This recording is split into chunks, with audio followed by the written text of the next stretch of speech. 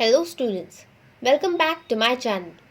Today we are going to learn a new poem, A Tiger in the Zoo, which is penned by Leslie Norris.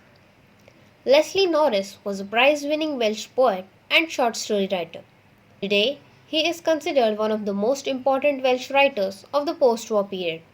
This poem contrasts a tiger in the zoo with the tiger in its natural habitat.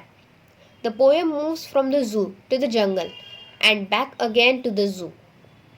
So let's begin with the poem, A Tiger in the Zoo. He stalks in his vivid strips, the few steps of his cage, on pads of velvet quiet, in his quiet rage. In the first stanza, the poet describes the appearance of the tiger in the zoo. He says that the strips on the tiger's body are visible from a far distance.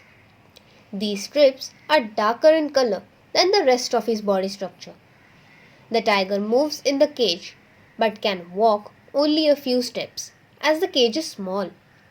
He walks quietly due to its smooth velvet pads. The tiger is full of anger but he suppresses it due to his helplessness. He should be lurking in shadow, sliding through long grasses, near the water hole where plump deer passes. In the second stanza, the poet imagines the life of the tiger in the jungle. He describes the other side of the tiger when he is a free animal. The poet says that in the natural habitat, that is, the dark forest, the tiger would have been lying in the shadow of the tree or hiding in the long grasses to prevent other animals from noticing his movement. In this way, he would reach the water hole where all the animals of the forest come to drink water.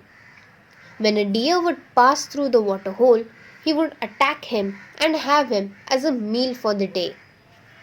He should be snarling around houses, at the jungle's edge, baring his white fangs, his claws, terrorizing the village.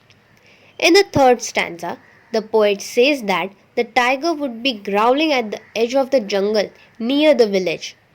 The tiger would show his white, long, sharp teeth and long carved nails while moving here and there to scare the villagers.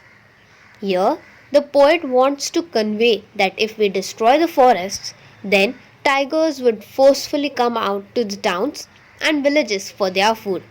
Thus, they will become the cause of terror for humans. But he is locked in a concrete cell, his strength behind the bars, stalking the length of his cage, ignoring the visitors. In the fourth stanza, the poet stops imagining the tiger's forest life and returns to the real condition. The poet says that the tiger is locked in a strong cell, which is made up of sturdy material. He has all the strength and power, but he is still behind the bars. The tiger moves slowly and quietly in his cage and pays no attention to the people who are coming to see him. He hears the last voice at the night, the patrolling cars, and stares with his brilliant eyes at the brilliant stars. In the last stanza, the poet says that the tiger does not sleep at night.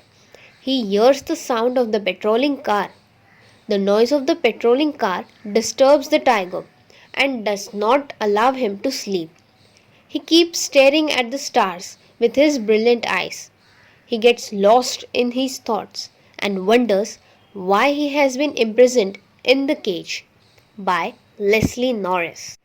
So students, in this poem, the poet is conveying an important message that wild animals should be in their natural habitat.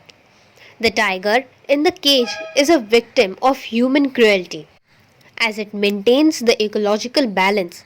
So save the tiger and save the environment. The figures of speech in the poem are metaphor.